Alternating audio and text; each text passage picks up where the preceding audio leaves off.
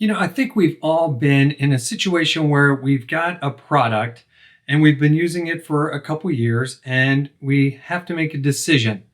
Is it still meeting our needs and are we going to continue to use that product, or have we kind of outgrown it, or have we changed what we need from it and we need to get something different?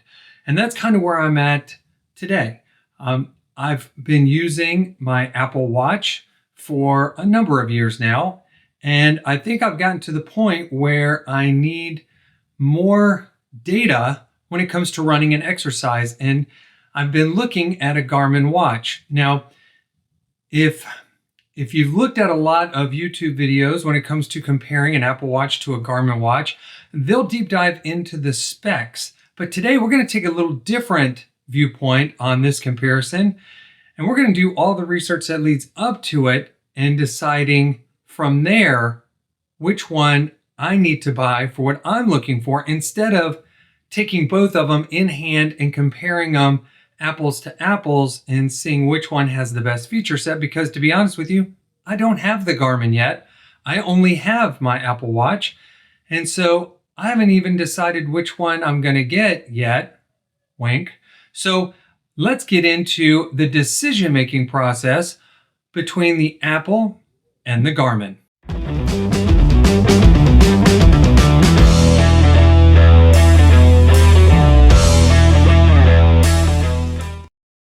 Hey everybody, this is Mike, this is Load F Media, and today we're going to be talking about watches. Now, normally we talk about content creation and the gear that goes along with it, but every now and then we kind of diverge from that path and we talk about relevant technology, and that's what we're going to be doing today. As I mentioned in the intro, I am a longtime Apple user. I've been using Apple products almost since they came out. In one shape or another. And I've been using an Apple Watch now for probably, I would say, 3 years to be safe. I looked back at my data the other day, my recorded workouts as part of this process, and 2022 seems to be where I first started seeing those data points pop up. So we'll say 3 years, just as a rough estimate of how long I've been using. It's the Apple Watch SE. I believe it's the 2, but it could be the 1. I'll put that up on the screen when I take it off and actually look and find out. But it's been a very reliable watch. All your technology products do have a lifespan, and they will start to show their age, and certain things will happen. This watch now I can wear it all day, but if I don't, as long as I'm not doing anything like a workout or using GPS or getting a lot of notifications, it will go all day. But then I will have to charge it before I go to bed, because I do like the sleep data that I get. So I have to charge it so that I can use it at night. And then before I go to work, I'll charge it again just to make sure it's topped off for the rest of the day. Some of the things that have been kind of quirky with it, aside from the battery life, are some of the notifications. Like I won't get a notification, or I won't get a text, or it won't vibrate to let me know, to alert me that something's happened. So just little wonky things like that. And so it is starting to show its age. So it got me thinking, is it time for a new watch? Well, the one thing that I do use a lot on my Apple Watch is the fitness tracking. I do a lot of running, but I don't want to make it sound like I'm a runner and that I do, 100 miles a week. But I do like to run, and I do like to work out here in the home gym. So all that data, I like to collect it because I like to see if I'm improving, and I like to see my progression and get ideas for future workouts from what I've done in the past. So those data points are very important to me. So Apple has been doing a good job up to this point of keeping track of all that data. And I do like the interface. The interface is great.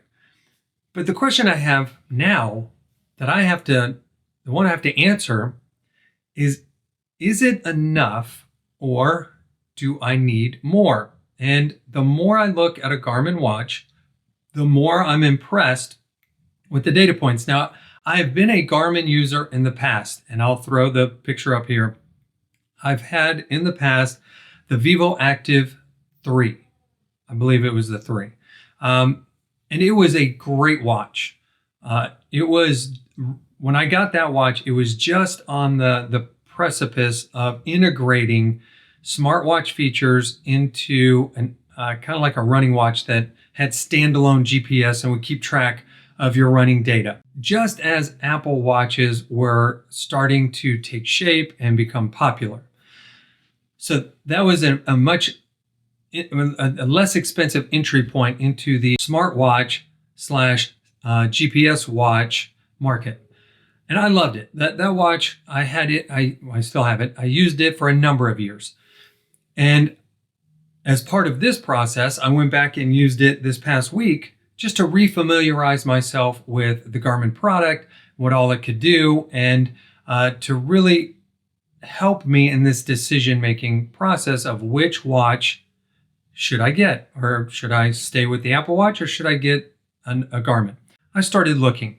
So the one that I've kind of set my sights on is the Forerunner 165 Music. Now there's two of these watches, two styles, the 165 and then the 165 with music. The only difference being that the 165 with music has a certain amount of data storage, so you can download music onto it and use it by itself without having to connect your phone or carry your phone on a run. You can play the music through your watch, and you can connect your headphones, your Bluetooth headphones, to the watch, and you can listen to your music that way without cumbersome feel of having your phone on you. Do not get me wrong, that is great, but whenever I go run, I just like to have my phone, and I wear it in a waist belt, because you never know what's going to happen, especially when you're a little older like I am. Things happen, and you want to be able to call somebody if one of those things happen. So now that we've kind of gotten through that, those are the two watches that I'm debating on. Yeah, trying to choose between.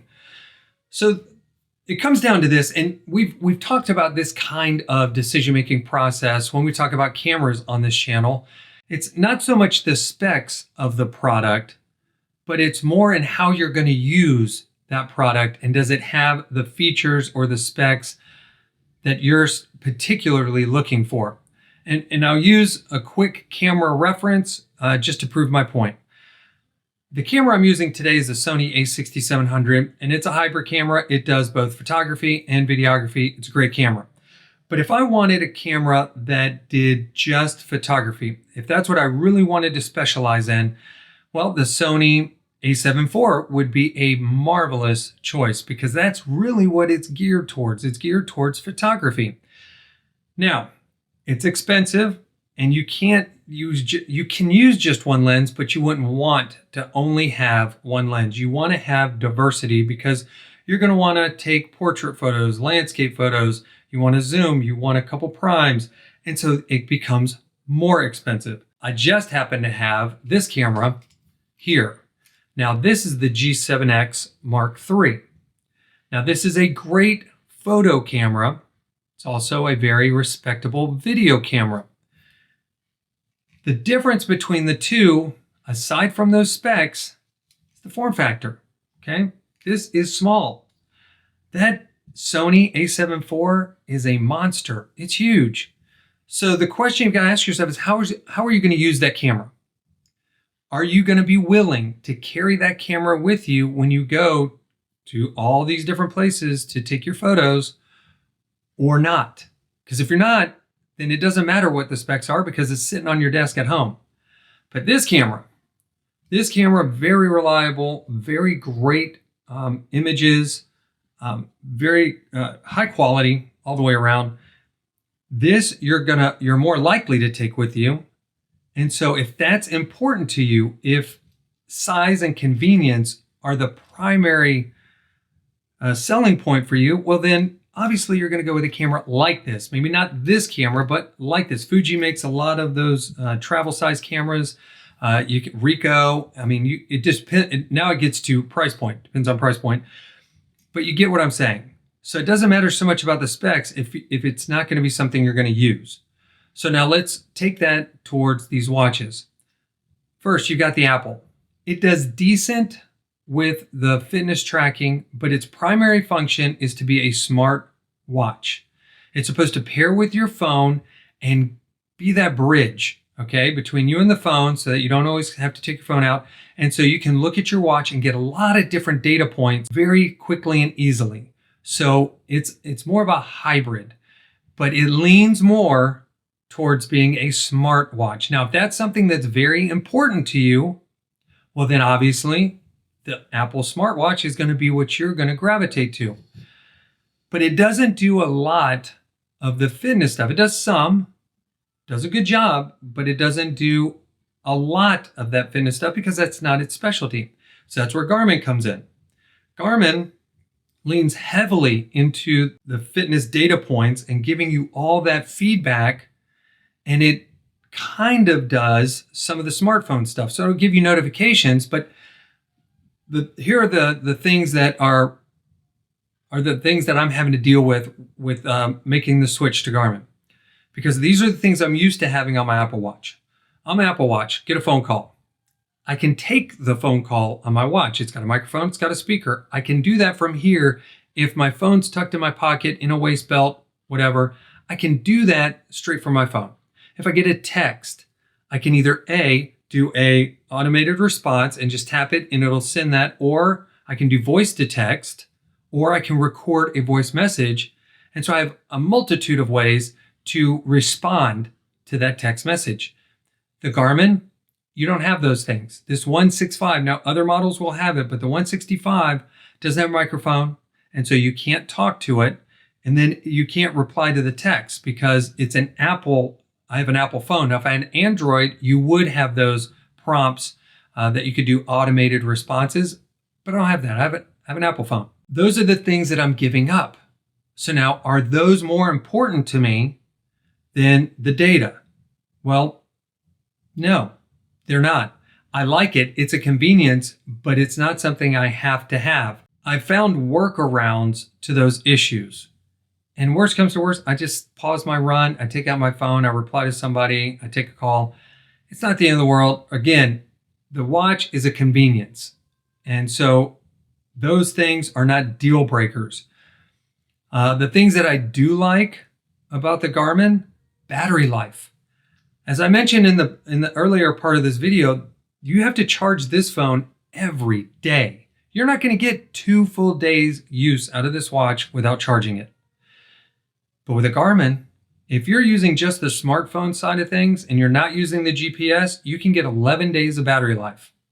Now, if you start using the GPS, you can get 19 hours. So if you're going to go out and do a really long workout with a satellite GPS, then yeah, it's going to cut that down to 19 hours.